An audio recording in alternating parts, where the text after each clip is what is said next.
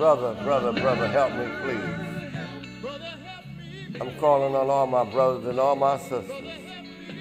That's right. Black ones, white ones, Jewish ones, Polish ones, no matter what color you are. This city, this nation's in a flow of crisis. And we are in these cities and we are crushed to back each other's back and we just don't know which way to go. And I know that we need some help, and the only way we're going to get it unless we go ahead and face up to the truth of the reality of what's going on. So I'm going to ask y'all to consider helping me. I've been out there some 65 years or more, trying to do the best I could to help our people. And it's been kind of hard now going so long, trying to do all I could do for our people, and to turn around and they look at me like I'm the worst enemy. When I'm their brother who's trying to be their brother's keeper. And for those who may have doubts about who I am, why I am the way I am, if you know the Lord, all you got to do is give him a call and ask him about me. Ask him about Cecil Young. Ask him why I do what I do. Because I can tell you. I believe in God in my own little ways, yes. I'm not a member of nobody's church yet because I don't want to disturb anybody when I walk into some of them sometimes. I'll be a little hesitant in where I want to go, when I want to go. But I'm always watching T.D. Jakes every Monday through Friday. Jim Baker, what's his name? Triple Dollar. I watch him every night. Joyce Myers. I listen to them all 7 days a week. So I love the Lord, and that's why I do what I do. I made an agree with him a long time ago that I would stand up against injustice whenever I see it, wherever I go. Why? Because of what Dr. King got to say. Listen to him. Tell us why we should do what God has given us the opportunity to do, why we can. Why put off tomorrow when tomorrow's not promised to nobody? Hear me loud and clear, my brothers and my sisters. Something is not right. I don't know what ain't going on around in the city. I've been out here so long trying to get things done, it just don't seem to be working. And I don't understand why folks want to treat me the way they treat me, when all my life I've been trying to do the right thing, which is to help our people, help themselves. And you know, when you look at me being on YouTube, I have a profile of me being on YouTube with Soundview TV. You can go there, and I got about 4 videos that I did here at this studio that will spell out why I feel like I've been persecuted and why sometimes I use the word that so-called has caused me to be banned from speaking publicly at City Hall in the city of Bridgeport for a year now.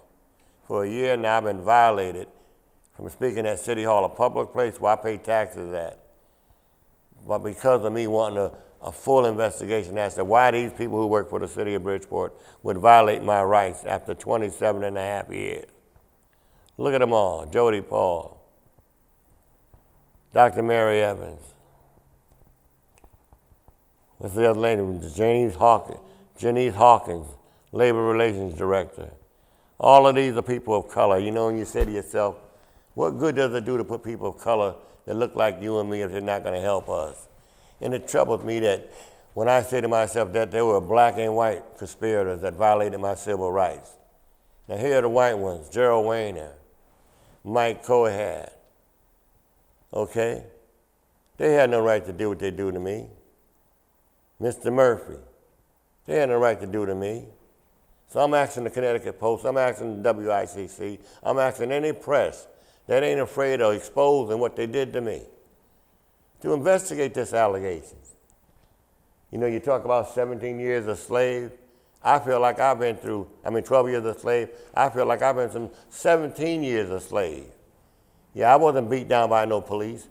I didn't have no foot thrown on my neck and thrown down to the ground because I wasn't running after nothing. I wasn't taking nothing. I was just speaking out about contaminated dirt piles that kids were playing in. I spoke about to my state rep, Ernest Newton, about contaminated dirt piles that kids were playing in. And why hasn't he followed up on that? Why hasn't he looked up on that? He know why I got fired. I blew the whistle. I was the whistleblower complainer. And the question is, what, whistleblowers don't matter because of the color of their skin? And here it is some 27-something years now later, I still ain't heard nothing. And it troubles me that Senator Blumenthal had this information some 10, 17 years ago. As I was dragging around, going to court, waiting to find out what was going on, the state auditors gave him a report. I want you to ask Senator Blumenthal, what he looking to find out? What happened to the report that his office received from the state auditors? The state auditors who said what they said. What was it on the auditor's report? Don't give me the excuse that we don't have to give you confidential information. My name was involved in this information. My life was at stake with this information. I'm being told that my head may be taken next. They took my job after 27 and a half years. They took away my city sheriff job after 16 years. All right, they destroyed my wife with her stressing herself out, smoking herself to death for 16 years. And then all I want to do is ask why this matter is not being investigated.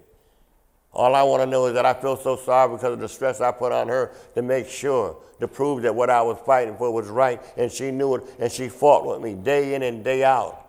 And then they say to me, have you forgot about it? Why would I forget about what you caused me to go through? I earned what I got. I didn't steal anything from anybody. You go to YouTube where it talks about community policing at Green Homes Department. It will show you how I had patrolmen, 24 police officers that was under my command for close to 5 years at Green Homes Department that I supervised in P.T. Barnum, Marina Village, McQuonic Apartments, Trumbull Gardens. Not Marina, but Trumbull Gardens. And as they passed through Marina, to go through there too as well. But they were assigned to McQuonic Apartment, Main Street, and Beardsley Terrace, and all the above, Father Penny, for 5 years. Our goal wasn't to lock anybody up. Our job was to prevent them from stealing the equipment that was being rehabbed, and those are projects that were being rehabbed, because all of them were being rehabbed around the same time. So I was hired to rehab officers to make sure that they stayed in the project. And on each one of the details, I had a patrolman and a sergeant, 4 different details, from 8 to 4 and 4 to 12 and 12 to 8.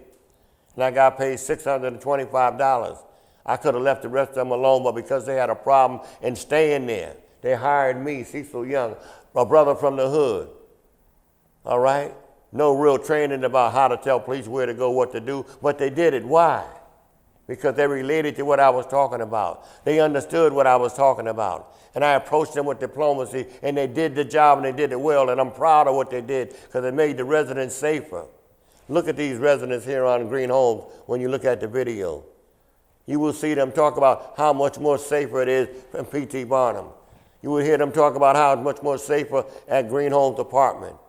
Black, white, Puerto Ricans talking about they're not in the hallways anymore, yet and still we hear the police department saying, what could we do? Y'all go to the website, those of y'all who seen what I seen, because I'm going to be having this live, and I want responses. Everybody says, the police, the police, the police. What can we do? Here's what you need to do. You go to Green's Homes and you find out when I was there, what did I do to make it work? What did I do to get these residents to say, it's much better now? Now we got much more lights around all of our projects now. It's much better now. Now we got cameras around in our projects now. It's much more better now. But the people still live there. They got kids that come and go there. Now that it's safer, now that it's quieter, we should be organizing and mobilizing and going to the schools, teaching these kids about what they're doing to their life. They're ruining their lives, and we're not saying nothing about it. Go to YouTube, Green Homes, and see what I've been trying to tell you need to know. I'm not talking about me, I'm talking about we. Those are people with power and authority that have violated the public's trust, and we pay tax dollars for them to do the right thing. And if they don't do the right thing, I say shame on us. The labor board is supposed to protect jobs, not take them. 27 and a half years. They looked at my doctor's notes and called them scraps of paper. Why? Because they committed fraud. I, Cecil Young, said, sue me if what I said was wrong. Sue me if I can't back up what I said. Yes, I have a home that I own, that I paid for, that I worked for. And I supervised these officers, and they did what needed to be done. Now I hear in the newspaper 2 weeks ago that the police got a problem with not wanting to ask residents how they feel about them. Isn't that amazing? A survey. They said that's not in the contract. What do you mean it's not in the contract? You're an officer. You're a public servant. That should be your automatically first priority. Number one is to communicate with your residents. When Tom Busey was mayor of the city of Bridgeport, he appointed me as community liaison officer for the city of Bridgeport. Community liaison officer. Huh? I was able to walk and talk with the residents on Stratford Avenue and meet with the postcard on Stratford Avenue. Do you know that they didn't want to walk? That they didn't want to ride with me? Why? Because they're not used to being told to make sure that they do what they're being paid there to do. And they were on overtime. They would tell me, Cecil, I'm tired of walking. Well, if you're tired of walking, you shouldn't be here. And the ones that I work with in PT and other places, they made it smooth. They didn't make no arrests. They didn't make no whole lot of beat down. They wasn't running down drug dealers. I know drug dealers, gangbangers. I know them all. But they know if the police are out there, they're going to respect them. Our problem is that they don't stay there that long enough to get to know who's on the block. They're not allowed to stay there long enough to get to see what's going on the block. They're not there long enough to get to know the nicknames and the names that they should know, the people that they shouldn't know, because they're not on the block. And if they are on the block, they're sitting in the cars. Why are they sitting in the car? Because they put out there by themselves. And they're a little hesitant in getting out by themselves. Well, give them a partner. Every city, you don't have groups of folks laying around in posse form looking like they might be ready to do something or looking like they're having a good time. If it looks like they're having a good time, you should want to get out there with them and have a good time with them. That's why you call community policing. When Mayor Tom Busey was mayor back in 1986, when I was his community liaison officer, my job was to meet with the postcard and 2 walking policemen. Our goals and objectives was to walk Stratford Avenue, to introduce each one of these officers to the merchants and to the community at large and build the rapport. And I caught hell for it, almost got locked up for it. Why? Because I care.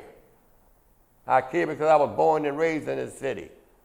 And I'm tired of our blacks and whites and Puerto Ricans feeling like they can't feel safe where they live.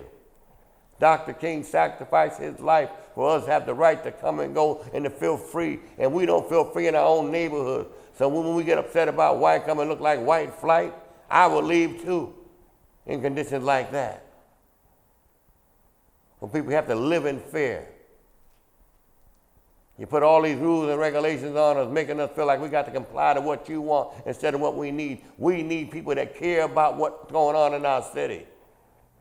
And everybody, all they got to say is when somebody gets shot is, oh, shame on me, we. Instead of going to the schools, talking to those 15-year-olds, those 16-year-olds, those 14-year-olds that are coming from homes with pressure, with things on their mind that make them want to do things that they never thought about doing, but they do because they're angry, they're bitter. They see things that make them aggravated. And when you go to school and understand why they want to focus on Columbus and how he crossed the River Sea and whatever else he crossed, they ain't thinking about no Columbus. They're thinking about what they just left from. They're thinking about what they just left from. A mother being beat down, a mother being left alone, a family being broken up, trouble in the homes, trouble in their minds, and they carry it on and they affect others. And then you wonder why we got bullying. Bullying becomes people who are angry, bitter, and they will snap at you like a snapping turtle. I used to be with one of those of them that was in my classroom at the time. It was called a special class for kids like me. We couldn't stay in the regular classroom. I was in the special class with those of them that so-called couldn't sit down, didn't want to listen, because we were afraid of our ability to be able to comprehend or to understand what was going on. So we acted like fools. But when we put in a room with a brother that looked like you and me, who was taller than you and me, who knew karate, made us think a little bit more before we decided to want to get too funky.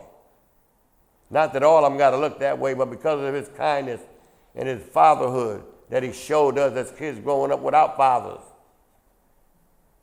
He made us respect him to a point where we would respect one another. And that respect we start giving to one another began to spread throughout the room, whereby we were getting to be a part of a play that we never was a part of, never thought we could be a part of. He took our traits that he seen in us and had us play out those parts on stage.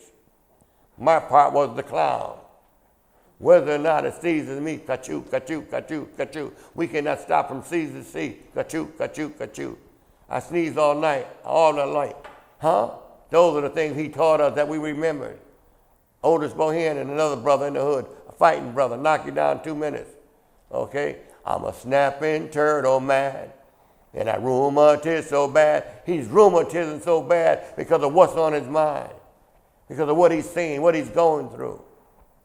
Because he can't think he can't make it. The only way he can make it is by being a snapping turtle. But he really wasn't a snapping turtle. But he was angry. He was angry at what he felt he could not do. He's no longer with us now. There's so many of them that had potential to do so many powerful things. And I, as a young man, as a cadet corps member, when I formed my group, I wanted to organize those of them that were in the neighborhood to let them see that we got power. We got juice. We just don't have the kind of information we need to make those that look like you and me do their job. And that's our problem. Our problem is not white folks. Our problem is black folks. We're living in fear of one another. Not because of the white man. The white man, I ain't worried about walking about him and walking in his neighborhood.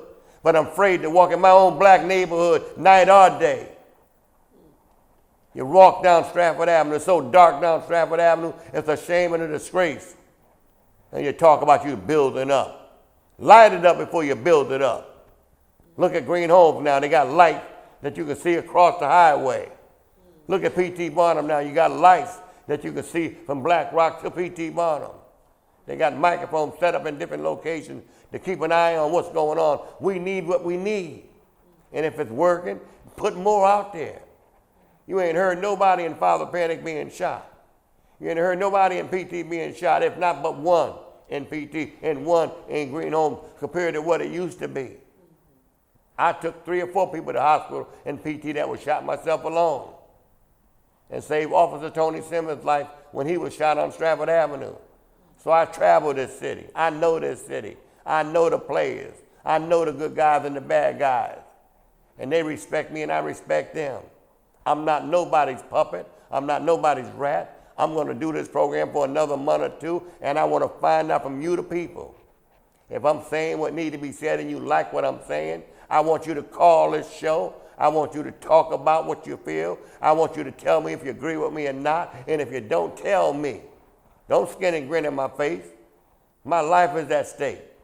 They took my job, 27 and a half years. I'm out there on a doctor's release request. They took my doctor's note and called it literally straps of paper. Look on the website. It's on the website. My doctor's note, a black doctor. They treated him like he's a foreigner. Told him, okay, that these are inadequate because it was signed by a nurse. Then the doctor signed it himself, and they still treat him like he's a foreigner. Why? Why are we going through all this? Look at me with them police officers doing what I do. I didn't have to do this. I didn't have to do this, but I had them do this because I was in a position to do that.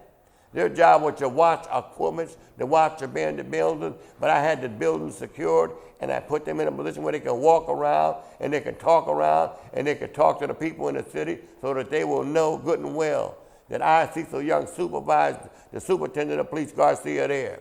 Sergeant Perez and Manicato, I supervised them, and the other 2 sergeants. There I am as your city sheriff. Love to have been able to put on a uniform that looked like one of them, to see what it's like in that uniform that makes them sometimes want people to hate them instead of drawn to them. And it's sad that the police department could turn around and say that they don't want to do a survey with people because it's not a part of the union's contract. That should be a part of your job. You should have been told that in the beginning. Your job is to know the good guy, to know the bad guy. I don't care how you want to call it. You ain't got to give them a survey. You give me a survey. If you work for me, you give me a survey. And they worked for me and they gave me what I wanted. And if they didn't give me what I wanted, they was off the detail. I don't care what power you had. Now, Earl Miller, who was my supervisor for the Housing Authority, okay, he was an ex-retired police officer, a retired sergeant, okay, a detective. He had all the juice in the world. But they wouldn't listen to him as much as they listened to me. And it was hard for him to make them do what needed to be done because he was one of them. So he hired me, Cecil, the agitator, the troublemaker. And I made them do what had to be done. If they didn't do it, get out my detail. I wish I would hear you leaving my post going someplace else. I would call you right back and let you know you are here to do what's supposed to be done. And if you don't, go home. Now, Tom Busey, like I said, when he was the mayor in 1985, 70-something or whatever, I was his aide. I was the mayor's community liaison officer, Mayor Tom Busey. And he told me to meet with the details on Stratford Avenue in the postcard. And I said to myself as I go over the time, I said, Walsh at the time was superintendent of police. Now, not that it's true, but in my mind, I wondered, why did they do that? Now, Walsh was an Irishman, and they were scared to death of him. And Busey is Italian, and he was scared of him. So I said, now, did they put me to make Walsh respond or get off the pot? Because I was on his case. I was on radio WDJZ in Bridgeport with Russ Knight, and we had it going on. If you was a cop, if you was an elected official, if you was an appointed official, I don't care who you were, black or white, you were called out. You were called out. And that's what these radio show hosts got to do. That's what these people got positions of authority got to do. I don't care who you are. Let's stop playing the race card. You know, you so-called terminate me for speaking at City Hall. It's been a year now. Since April 18th of last year to this year, I still ain't been allowed to speak in City Hall, a place where I pay taxes at. I do not owe any taxes. I've owned my own for 35 years. I do not owe no taxes. I never was behind in my taxes. But I'm being told I can't speak in City Hall because they don't like me using the nigger word. Well, if you get through looking at what I'm showing you on this poster, this will tell you that if all I said was the nigger word, they should be thank God that's all I said. That I didn't call them a nigger. Huh? Because I could have called them niggers lovers. Niggers mistreaters. Huh? I didn't call them that. I said, I'm tired of being treated like a nigger. Go to the website. Each one of these stations here will have a show with me on there for 20 half an hour each show, and I want you to download it. So look at what they said I did not do, and look at what they covered for. See who's telling the lie. These people got power. They got juice. And I told them to sue me. Sue me, Cecil Caesar Young, sue me. If I can't prove everything I'm saying, sue me. Now the feds said, let them know. I let the feds know. I let the U.S. Attorney's Office know. I let the state's attorney's office know. I let the city attorney's office know. All of them know about this. But because the name is Gerald Weiner, chairman of the labor board, Mike Cohat, chairman of the board, Gerald Murphy, chairman of the board, because they got that power and they know that themselves may be charged one day by their staff, so they got to make sure that they protect it. Look at the names of these powerful people. Why ain't they suing me? He's a lawyer. He's a lawyer. They don't want to go to court. And my lawyer, Gerald Weiner, John Williams, he's another false prophet. These judges contacted him and told him to come to court several times. Several times told them to come to the court. Look at these officials. All them officials know good and well they told the judge and gave the judge the impression that I was a no-show, that I just came out of the moment because of whatever. I love working. I'm a workaholic. I work 7 days a week. These people are supposed to save jobs. These people are supposed to save jobs. Instead of saving them, they conspired to take them. Why? Because they got paid. Go to my website and you will see the documentation showing you they got paid. They got paid at each hearing they had. When you go to a court and you on trial and you on a jury, they're going to say, do you know any of these people? Are you related to any of these people? And if you say I'm not, they're going to want to question you and tell you got to leave. Mike Cohat was on both boards, the termination board and the medical board. Yet and still he allowed himself to get paid 3 different times at 3 different hearings when all he had to say was, Gerald Weiner, it is true, we fired him unjustly, okay? And they tried to make it look like he voluntarily resigned. Why would I voluntarily resign? What fool after 27 and a half years would voluntarily resign from a job that they've been at, knowing that you can lose your benefits, okay, if you resign, knowing that you can do all of the above if you resign? I would be a fool to do that. No, they fired me because of me exposing to State Rep Ernest Newton contaminated dirt piles that kids were playing on. kids were playing on and could have been bringing that into the houses causing cancer right across on Father Benedict on Kossuth Street. The dirt pile that was taken from the health department, piled up there. Kids were playing on and going into the health department back and forth. I said something. I don't just tell on people to be telling on people. I'm not a rat. But when it comes to our people and our neighborhood, I got a right to say something. I got a right to say something, just like in P.T. Barnum, where they let the raw sewage into the basement, onto the floor. To unclog a sewage line. 12 units of sewage come out of everybody's apartment in that building because it's being let out of that pipe because of one apartment being snagged up, clogged up. And instead of having a barrel big enough to contain what's coming out, they got 2 trash cans, 2 local old-fashioned trash cans catching the heavy stuff, and the rest of the stuff just run off onto the floor. Isn't that a shame? Why are we living like that? We in America. And I say to our state rep, our state council members, each one of y'all, I ask y'all to do me one simple favor, which was the request from the city, the status of my complaint. George Cruz asked Ernest Newton before he became alderman, would he pursue it? He said he would. He started off soon talking about how great I am, how he know me, how nice I was, yet and still a few weeks later, it fell on deaf ears. And I said, why? Because Janet Hawkins sent a letter to the U.S. Attorney's Office telling them in black and white. Janine Hawkins sent a letter to the U.S. Attorney's Office saying that I'm a fraud, basically, I'm just a disgruntled employee, and you need to disregard my complaint. That is a lie. She lied to the feds. I'm saying to the feds, lock her up for lying.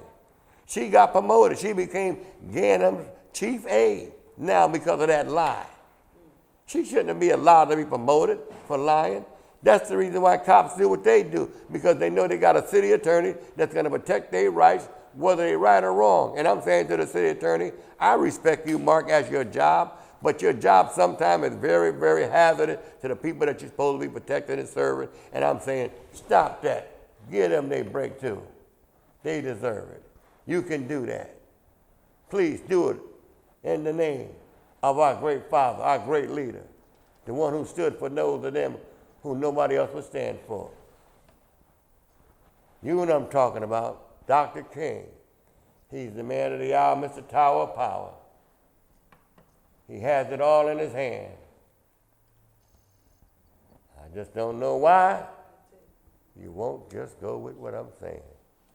Thank you. Thank you.